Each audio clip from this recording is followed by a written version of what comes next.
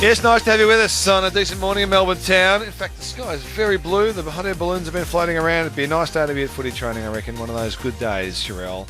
Todd Goldstein may or may not be going there today. I'm not quite sure if it's his day off or not for the Kangaroos, but he's with us. Good morning, Todd. Thank you. Half it is my day off, so I'm just doing the extras. Doing the extras. What's an extras day look like for you? No, I'll probably head in after this and just go do some recovery and bits and pieces. We've got a 6-day break and travel to Perth, so you got to make sure you're ticking off all the recovery stuff that you can do because, it's a short week. If it was an 8-day break and you're staying in Melbourne, what would your day off look like? Would you still go in, or would you go and shoot some hoops or do some life admin roles at home? What would you do? Yeah, for me, it's a day where I try and spend time with the family and also try and catch up on some uni as well. So normally, we've got a pool at where I'm living at the moment, so I'll probably jump in that normally as a bit of recovery, but generally it's a day at home. So 6 days, Perth, recovery's important. How did you pull up from the weekend at the Cattery?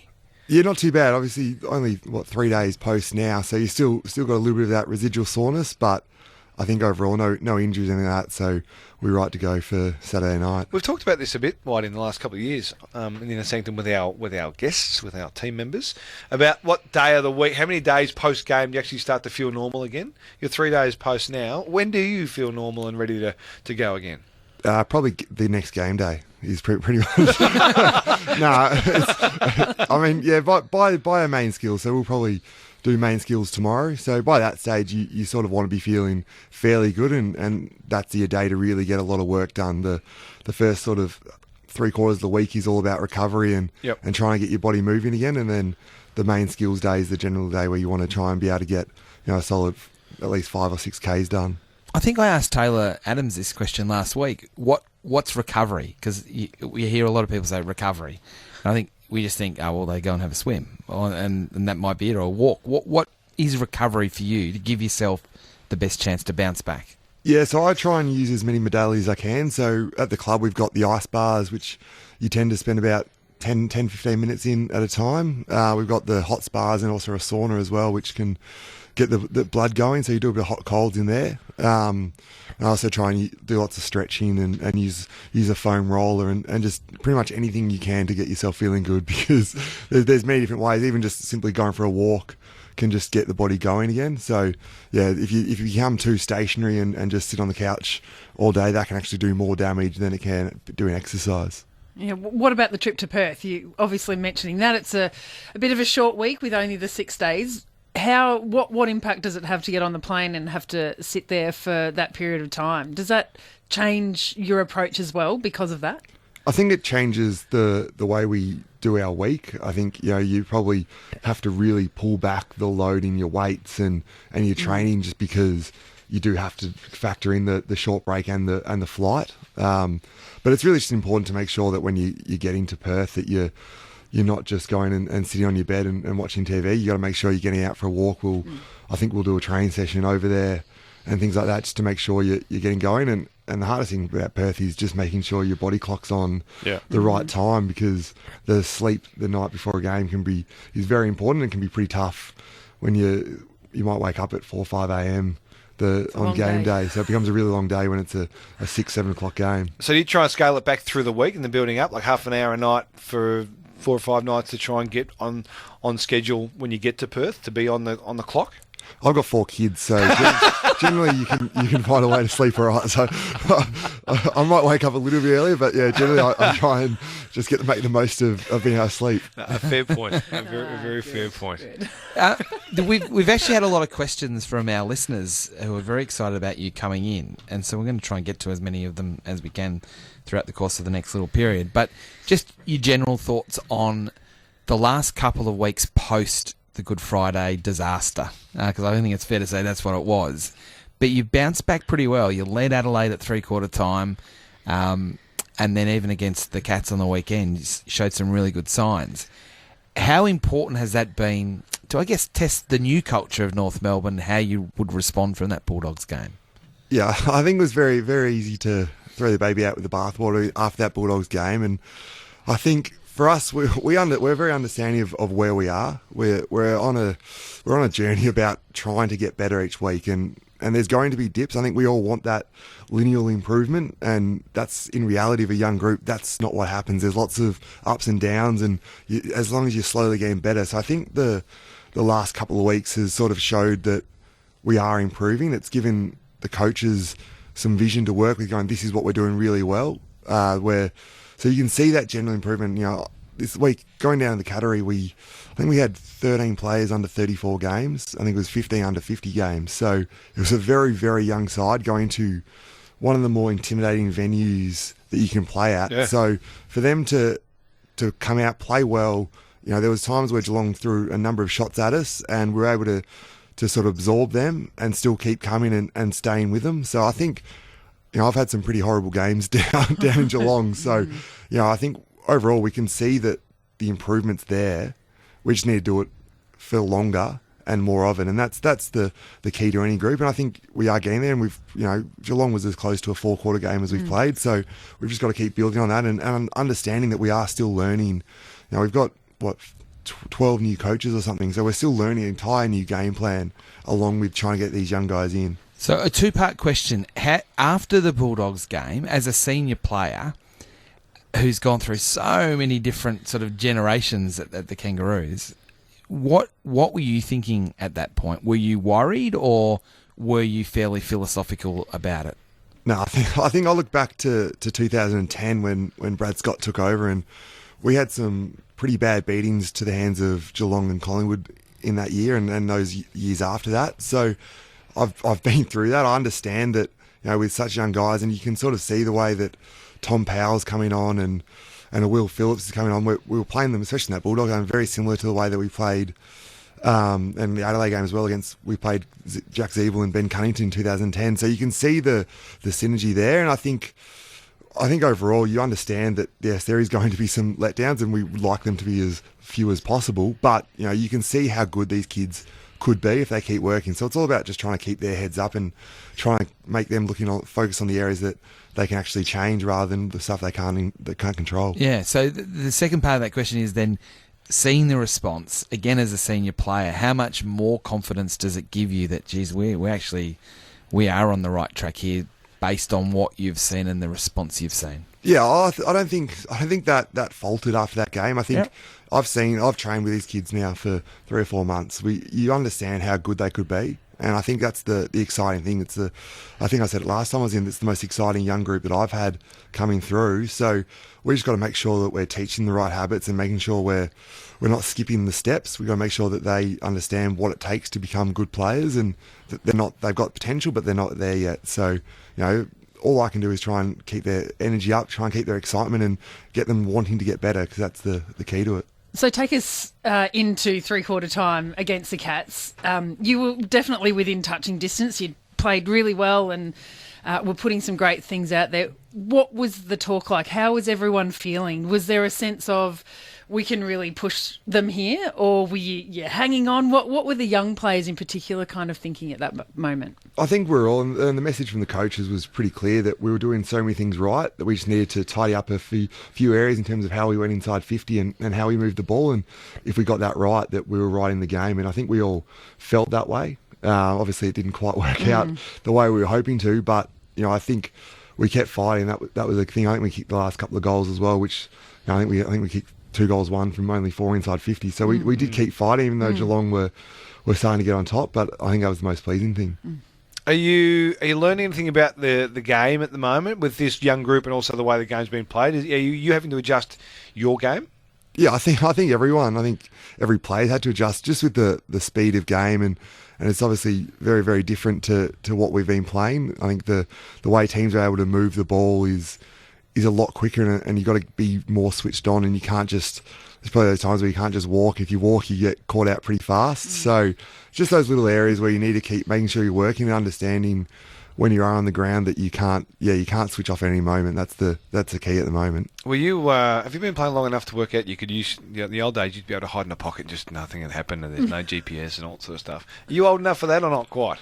Well, Yeah, well, there is GPSs now, so that doesn't help. And there's behind the goal vision, which doesn't help our Well, that's our cause. the worst thing to ever happen behind the goal vision. Absolutely, to any player it is. But yeah, there's unfortunately there's no rest. I mean, I think I've been going forward a bit more than going off lately, and I've realised just how hard going forward is. So yeah, there's definitely no rest when you got to, and especially when they see the backmen see a big ruckman come down, their eyes light up and they think they're going to start. They suddenly gain about 5 or 10 k's an hour and start running even harder. So I think my work's even more cut out for me going forward. So how much time do you spend on your forward craft then, due to that fact that you're not just a ruck coming off for a spell anymore? You're actually a ruck forward, which you've done before, I know, but spending a bit more time there. Do you spend more time on the craft of being a forward? Yeah, I try to during pre-season. Obviously, a bit harder during the season. We don't train anywhere near as long. But during the season, the coaches were pretty keen for me to try to make sure I was spending at least some of the sessions down working with the forwards. And I've had some really good conversations with Heath Uni, our forwards coach. So he works pretty closely with me, which has been really helpful and given me confidence in understanding structures and what they want to do. Because, yeah, as you said, I've played down there at times, but I've never really trained as a forward. So this was my first real crack at it this year. With the change of game, are your GPS figures different to what they were last year? Are you finding you're doing more, or you're doing less because you're going forward? Yeah, the distance probably isn't too dissimilar. It's pretty similar sort of distance. I think for most of us are finding just that high speed running is up in the amount of sprint meters and things like that. That's the biggest area, I think, of growth in our GPSs and what we've been sort of training for in the pre-season and what we're going to have to continue to work on. Ben Cunningham, I mean, a lot of the focus is on the young players, but Ben's obviously missed a fair bit of footy in recent times. I think we've all just been reminded in the last couple of weeks just how good he is, and you've got this amazing relationship with him. Tell us, or share with us a little bit about Ben, not just as a footballer, but as a person and the relationship you have with him. Yeah, I mean, obviously me and Ben have been together now for, 11 years we've been playing together and working very, very closely. So we've got a really good friendship where we're very similar in our personality in terms of we're both very quiet. We're both very family orientated and things like that. Obviously very different in terms of his countryness and my cityness is very, very different. But I think we do have a lot of values the same. So that in itself has allowed for a good connection. And I think just that ability to play together. And, for me, you have great confidence knowing that Ben's at your feet because it doesn't really matter where you hit it. He's still a fair chance to get it. So it makes me look a lot better, which I'm very appreciative of. Were you worried about him that he might not get back because he had so many setbacks that you start to think, I'm not sure whether we're going to see the best of Ben Cunningham again? I think early on last year you were a bit worried because obviously couldn't quite put your finger on what it was. And, if it was something that was going to take a long, long time to get better, there's always that pull for Ben that he might want to go home and spend time with his cows and look after the farm. So that's always in the background. But I think the more conversation I spoke, obviously in the hub you spend a lot of time together, and I had a lot of conversation with Ben. You could see that real hunger and that real passion had come back in him, and you could see that he really was missing football, which was a great sign. So as soon as I saw that, I was very confident that he would be back and he'd be back to as good as he's been. How did he go in the hub? Being the farmer man, unable to get to his cows, how did he go in hub life? Yeah, look, I think it was hard. I think probably the aspect of not being able to go fishing was probably the hardest thing for him. We were so close to the water, but weren't actually allowed to go fishing, which was pretty challenging. Why not? Well, because we were on stage 4 restrictions like everyone in Melbourne, so no one was going fishing on boats in Melbourne. So we weren't going fishing in the hubs. So and that was I think the hard thing about the hubs was that a lot of the things that we like to do to get away from footy was taken away from a lot of the players, which was why I think mentally a lot of players really struggled with that aspect. Yeah, it's interesting. There's some questions off the SMS that I need to get to. Robbie Tarrant. What's going on with Robbie? When are we going to see him back out there for the Kangaroos? Yeah, so I think Robbie is slowly improving. I think I saw him running on our Alter G anti-gravity machine yesterday, so he's slowly getting better. He's obviously had that operation, about a month ago now, so it just takes time for the wound to heal. Obviously, we're not going to push it with him because he's such an important player, and I think getting these things right is more important than football. So Robbie's slowly getting better. I think he's still aiming for the second half of the year. an exact date, we're not too sure yet. It just depends on how that wound heals and how long it takes him to get back up to speed. Probably the most important question, though, is Boomer doing weights in the gym because he thinks he's going to come back? Like we're concerned about our man. We have him on a Friday here in the Breakfast Club, and he just seems to be working really hard at the moment to get the Cannons looking in tip-top shape.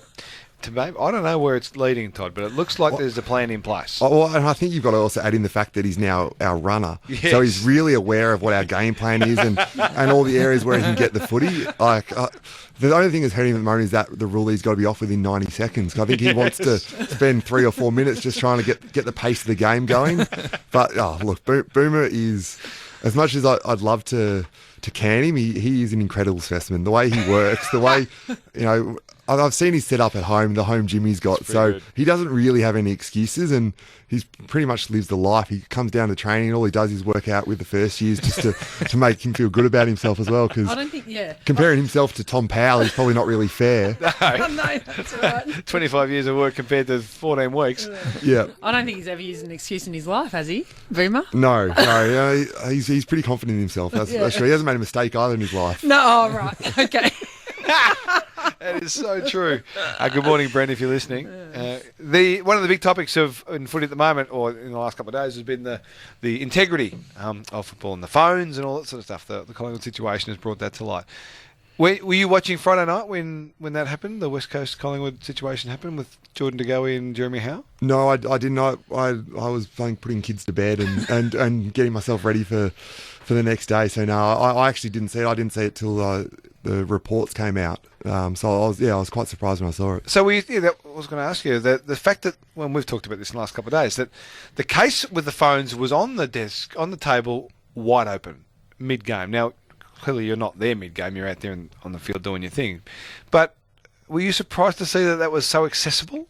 Yeah, considering the regulations and the strict guidelines that are around that operation? It's something I hadn't really thought about because I'm not the most observant of people. So I could walk in at halftime. I actually have no idea where the cases are, to be perfectly honest. They're normally out of sight, Todd. Yeah, so I couldn't tell you what is the normal process. But yeah, for us, we're very aware that integrity is so important in the game, and as soon as you get to the ground, you put your phone in that case, and then you don't see that case or the phone till after the game. So I'm not sure exactly what happened in their club, but yeah, for us that's definitely something that we're all aware of, and the club makes sure that doesn't happen. Well, one of the things that Collingwood spoke about, or maybe Nathan Buckley mentioned, that the changes in staff potentially, everyone's kind of all hands on deck, and because there was a question as to why there wasn't anyone down in the change rooms with them.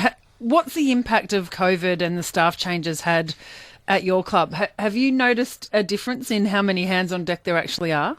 Yeah, I think, and obviously at our club, obviously you're quite close to the staff, and it's a very family club, so you do get to know everyone very well, and you have lots of conversations, so you can see that the workload for some of the staff that's still there is quite a lot higher. So you notice that, so it definitely has had that sort of that impact, and just the amount of analysis that can be done is a lot of workload of the people that are there. You do feel bad a lot of the time for the jobs they all have to do, because it's incredible how much time and what goes into getting us all ready for a game. Well, the Kangaroos you said you're going to go to Perth this week. Fremantle had a pretty good win last week. I mean, what are the markers for you to be successful at the moment? What's success look like for the Kangaroos? Does it beating teams that sort of will be bottom half of the ladder? Is it winning quarters? What's success look like for David Noble at the moment and you guys?